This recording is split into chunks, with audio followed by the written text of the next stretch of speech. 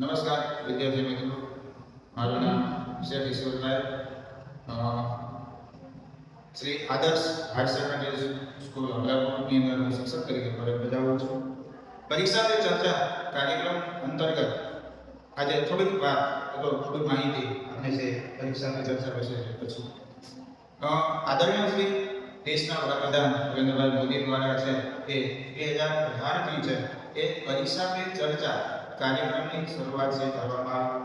આપણે શું જાણીએ છીએ કે પરીક્ષાને અંતર્ગત વિદ્યાર્થીઓની અંદર છે મૂંઝવણ અલગ અલગ પ્રશ્નો છે હોય છે. ખાસ કરીને તેનામાં એક તણાવ છે જોવા મળે છે.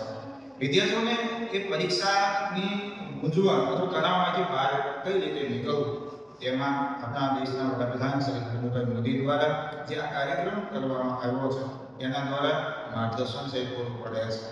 અલગ અલગ એમની જે થીમ છે, એમના જે વિચારો છે, એનાથી વિદ્યાર્થીઓ છે એ અવગત થાય છે અને એના કારણે છે પરીક્ષાઓની અંદર જે મૂંઝવતા પ્રશ્નો છે એનું નિરાકરણ એ બાળકોને મળે છે, વિદ્યાર્થીઓને મળે છે.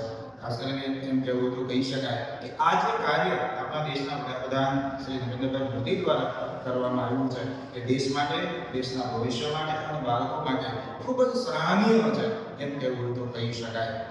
બાળકોને શાળામાંથી વાલીઓ તરફથી સતત અને સતત છે એ પરીક્ષાના રિઝલ્ટ માટે છે એક પ્રકારનું પ્રેશર અથવા એક પ્રકારની એને વાત કરવામાં આવતી હોય, રીતે પૂછો આવવું જોઈએ, આ રીતે આવવું જોઈએ, પણ એ બાળક સતત મૂંઝાતું હોય છે. આ બાળક જે મૂંઝાય છે એનું સોલ્યુશન છે એ કંઈક ને કંઈક સાહેબના કાર્યક્રમ દ્વારા છે એ બાળકોને મળે છે. બાળકની અંદર એક નવી ઉર્જા છે એ આવે છે, પ્રશ્નો જે કંઈ છે એનું સોલ્યુશન થઈ છે અને એના દ્વારા છે એ બાળકોની સમસ્યાઓનું સમાધાન થાય છે. માત્ર પરીક્ષામાં નહીં પણ સાહેબના પ્રયત્નો દ્વારા છે સમાજની અંદર છે કઈ રીતે જીવન જીવી શકાય એનું માર્ગદર્શન પણ આ કાર્યક્રમ થકી જે મળે છે.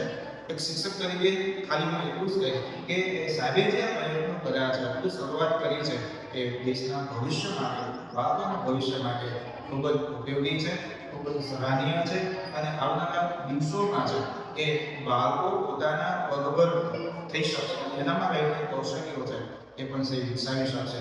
એટલે દેશના વડાપ્રધાન શ્રી નરેન્દ્રભાઈ મોદીનું આ તકે તો આપણે જે ખૂબ આભાર માનીએ છીએ કે સાહેબ આપના પ્રયત્નો થકી આવનારા દિવસોમાં જે વિશ્વગુરુ બનવાનું જે સપનું છે એ આપણને સાકાર થશે અને બાળકોમાં રહેલા કૌશલ્યોનો છે એ વિકાસ થશે.